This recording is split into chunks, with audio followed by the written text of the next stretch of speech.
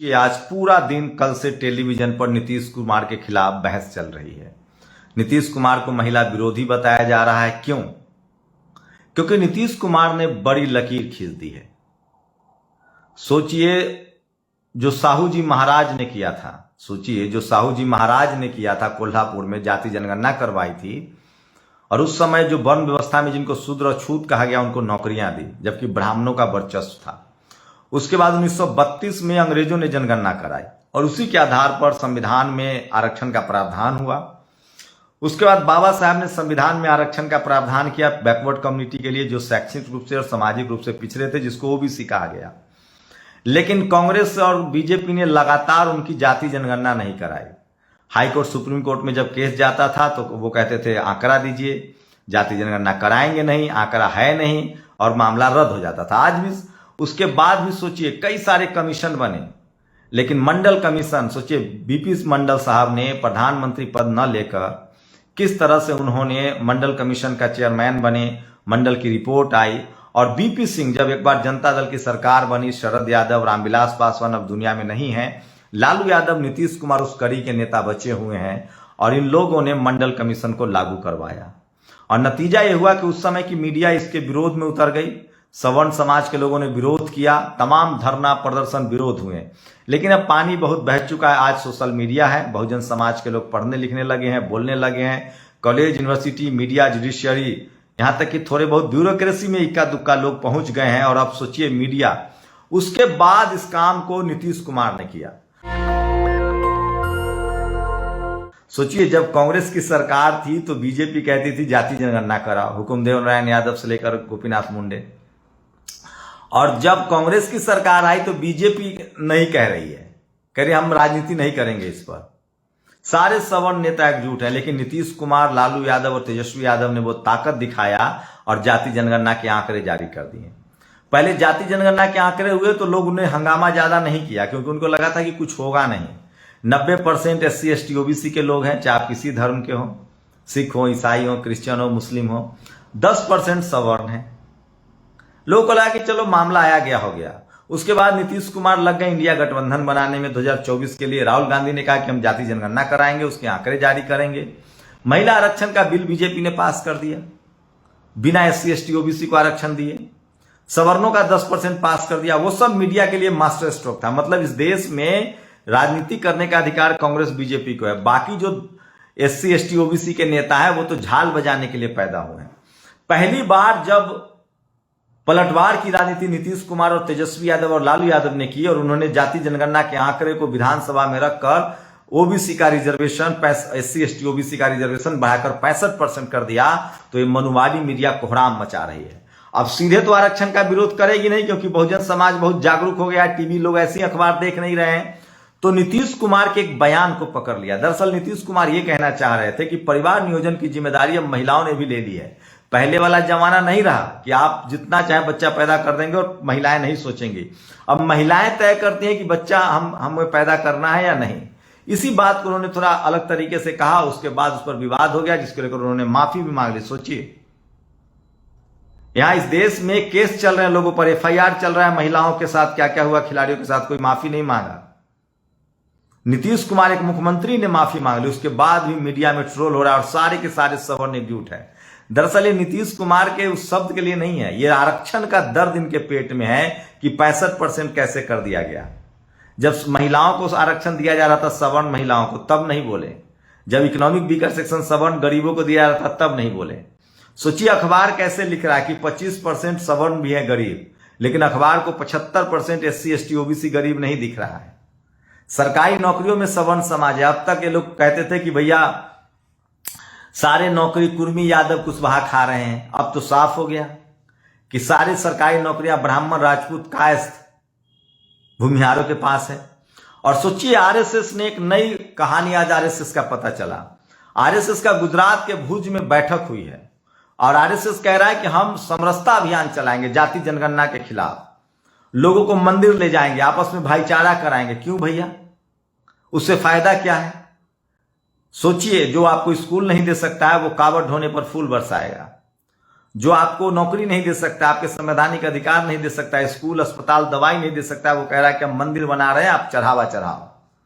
राम मंदिर में कितने SC ST OBC के लोग हैं? एक शेड्यूल कास्ट के हैं। OBC कितने हैं? ठाकुर समाज के भी नहीं है। सवाल है कि जिसका धर्म से पेट भरता है वो धर्म का काम करे। धर्म एक धंधा बना लिया लोगों ने। लेकिन जिनको संवैधानिक अधिकार से पेट भरता है वो तो संविधान के आधार पर चलेंगे। तो बहुजन समाज को क्या करना है? सोचिए, नीतीश कुमार किसके सपनों को जी रहे हैं? जो मान्यवर साहब चाहते थे, कांसीराम साहब, जो इस देश में रामस्वरूप वर्मा चाहते थे, जिसके लिए जगदेव बाबू ने शहादत दी, जिसके लिए पेरियार लड़े, डॉक्टर अंबेडकर लड़े, फूले लड़ रहे थे, साहू जी महाराज ने जिसकी कोशिश की थी। और आज जिस आंदोलन, सोचिए, आज 2024 में मैं बता रहा हूं, राजेंद्र प्रसाद सिंह कहते हैं कांग्रेस बीजेपी बड़ी पार्टी नहीं है, पैसे वाली पार्टी है। अगर आज बिहार में आरजेडी जेडीयू जिस तरह से एक है, मुकेश सहनी एक साथ आ जाए, चिराग पासवान आ जाए, यूपी में मायावती जी, अखिलेश यादव, राजभर ये सब साथ आ जाए, झारखंड में हेमंत सोरेन एक साथ, कांग्रेस है ही, बाकी दल, सरकार इसी 3 राज्यों से जाके निकलती है। 80 सीटें हैं, 40 सीटें हैं। 80 और 40 कितना हुआ? 120। और 14 सीटें हैं झारखंड में, 134। और आज भी SC ST OBC के दल इन 5 राज्यों में जहां चुनाव हो रहा है, सारे हिंदी पट्टी में एक साथ लड़ जाएं तो कांग्रेस और बीजेपी का नाम लेवा नहीं बचेगा। दक्षिण कौन संभाल रहा है सोशल जस्टिस के नाम पर? DMK, उसकी सीटें मिलेंगी। आज भी अगर SC ST OBC के दल Sapa, Baspa, RJD, JDU, JMM और DMK ये सब एक साथ लड़ जाएं तो कांग्रेस बीजेपी का पत्ता गुम हो जाएगा, कि 90% SC ST OBC, और अब बहुत समझदारी आ गई है, जागरूकता आ गई है। जो धर्म के नाम पर वोट देगा तो ऐसे भी बीजेपी को देगा, कांग्रेस को तो कुछ मिलना नहीं है। जो SC ST OBC के लोग हैं, जो जागरूक हैं, वो किसको वोट देंगे? और इसका असर दिखेगा आपको 5 राज्यों के चुनाव में। राजस्थान, मध्य प्रदेश, छत्तीसगढ़, तेलंगाना में SC ST OBC के लोग इतने जागरूक हैं इस बार, और नीतीश कुमार का ये असर है। 2024 पर बात करूंगा, पहले 5 राज्यों में ये असर हुआ है कि दलित, पिछड़े, आदिवासी और किसान जो है ना कांग्रेस को वोट दे रहे हैं ना बीजेपी को वोट दे रहे हैं। और वो सपा जहां लड़ रही है वहां सपा को, जहां BSP लड़ रही है वहां BSP को, छत्तीसगढ़ में गोंडवाना और BSP गठबंधन को, राजस्थान में चंद्रशेखर रावण और हनुमान बेनीवाल को वोट कर रहे हैं, BSP को वोट कर रहे हैं, सपा को वोट कर रहे हैं, आजाद समाज पार्टी को वोट कर रहे हैं। आप नतीजे आने दीजिए। इन 5 राज्यों में ना कांग्रेस जीतेगी ना बीजेपी जीतेगी। मान्यवर साहब जो कहते थे मजबूत नहीं मजबूर सरकार चाहिए, तो बहुजनों को मजबूर सरकार चाहिए। सोचिए, जब मंडल कमीशन लागू हुआ था तो राजीव गांधी भी खिलाफ थे और आडवाणी रथ यात्रा लेकर निकले थे, और अब RSS करे कि हम गांव-गांव मंदिर चलो अभियान चलाएंगे। लेकिन मुझे लगता है कि SC ST OBC की 3री 4थी नस्लें आजादी के बाद स्कूल कॉलेज गई हैं, पढ़ लिख गई हैं, और सबसे बड़ी बात है सोशल मीडिया। अब खबरें दब नहीं रही है, और टीवी अखबार तो ऐसे ही विश्वसनीयता खो चुका है। इसलिए मैं कह रहा हूं, टीवी अखबार पर कभी भरोसा मत कीजिए। वहां डाइवर्सिटी नहीं है, वहां सवर्ण पत्रकार हैं, सवर्ण मालिक हैं, सवर्ण मीडिया है, सवर्णों द्वारा चलाया जाता है और सवर्णों के हित में चलाया जाता है। SC ST OBC के लोग न वहां है न वहां आपकी बात होगी। Media, judiciary, college, university, bureaucracy, business, खेल, स्पोर्ट्स, इन सब में बहुजन समाज नहीं है, इसलिए आपकी कोई बात नहीं कर रहा है और इस पर कोई भरोसा मत कीजिए। और पानी अब बह चुका। और मैं फिर कह रहा हूं, अगर नीतीश कुमार के साथ बहुजन खड़ा नहीं हुआ तो 2000 साल तक जो हम गुलामी झेल रहे हैं, तथागत, सोचिए हम लोग कब से गुलामी झेल रहे हैं? जब से बृहद्रथ की हत्या हुई। अब 2000 साल लगभग होने वाला है। अब जाकर सोशल जस्टिस की लड़ाई तेज हुई है। इसके लिए कितनी कुर्बानियां दी? बुद्ध, कबीर, रविदास, फूले, पेरियार, अंबेडकर, बाबा साहब, रामस्वरूप वर्मा, अंकली, न जाने कितने महापुरुषों ने, संत गाडगे ने लंबा संघर्ष किया है।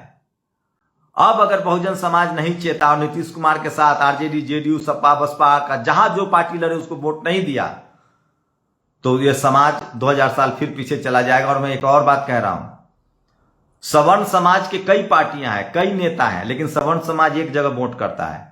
अगर बहुजन समाज के नेता Sapa, Baspa, RJD, JDU, JMM, DMK एक नहीं होता है तो बहुजन समाज को जो जहां बहुजन जीतने वाला है, जहां सपा जीत रहे वहां सपा, जहां बसपा जीत रही बसपा, जहां JMM जीत रही वहां JMM, जहां DMK जीत रहे DM, इस तरह से वोटिंग करना पड़ेगा। और कांग्रेस बीजेपी जैसे पक्ष भी अपना रखती, सवर्णों की पार्टी है, कहीं बीजेपी क्या चाहती है कि पक्ष में या तो हम रहें या कांग्रेस रहे। कांग्रेस क्या चाहती है, या तो सत्ता में हम रहें या कांग्रेस रहे। बहुजनों को भी ऐसे सोचना होगा कि सत्ता हमारे पास ही रहे, सत्ता में भी हम रहे या विपक्ष में भी हम रहे। यूपी में सपा सत्ता में हो तो बसपा विपक्ष में रहे, बसपा सत्ता में हो तो सपा पक्ष सत्ता में रहे, अगर बीएसपी सत्ता में है तो सपा विपक्ष में हो, सपा सत्ता में है तो बीएसपी विपक्ष में हो। यह पॉलिसी अपनानी पड़ेगी, नहीं तो आपके बच्चों के 90% में से सोचिए बहुजनों में 75% लोग गरीब हैं, और अगर आप अभी भी नहीं चेते, नहीं जागरूक हुए तो पीढ़ी दर पीढ़ी हम लोग गरीब, लाचार और बेबस रह जाएंगे। और सोचिए हम लोग के साथ क्या होगा 2024 के बाद, सोचिएगा जरूर। मैं फिर कह रहा हूं, बाबा साहब ने कहा है, हमने तो सोच लिया है, जिंदगी लंबी नहीं शानदार चाहिए। बहुजन आंदोलन को आगे बढ़ा रहे हैं, बहुजन समाज के हक अधिकार को आगे बढ़ा रहे हैं, संविधान के रास्ते पर चलने वाले लोग इस देश को मजबूत बनाना चाहते हैं। 90% लोग के हक अधिकार की लड़ाई लड़ रहे हैं, गरीबी, भ्रष्टाचार, शोषण के खिलाफ लड़ रहे हैं, और हम लोग करते रहेंगे। आपको तय करना है कि आपको मजदूर बनना है या फिर इस देश के संसाधनों में आपको हिस्सेदारी चाहिए। आपके बच्चों को एसपी, डीएम, कलेक्टर बनाना है, क्या बनाना है। शुक्रिया। नेशनल दस्तक की आपसे गुजारिश है कि अगर इसको बचाना चाहते हैं तो नेशनल दस्तक को सब्सक्राइब करने के लिए रेड कलर के सब्सक्राइब बटन को दबाएं, फिर बेल आइकन की घंटी दबाएं। नेशनल दस्तक को बचाने के लिए बहुत जरूरी है कि हर खबर को शेयर करें, लाइक करें, कमेंट जरूर करें।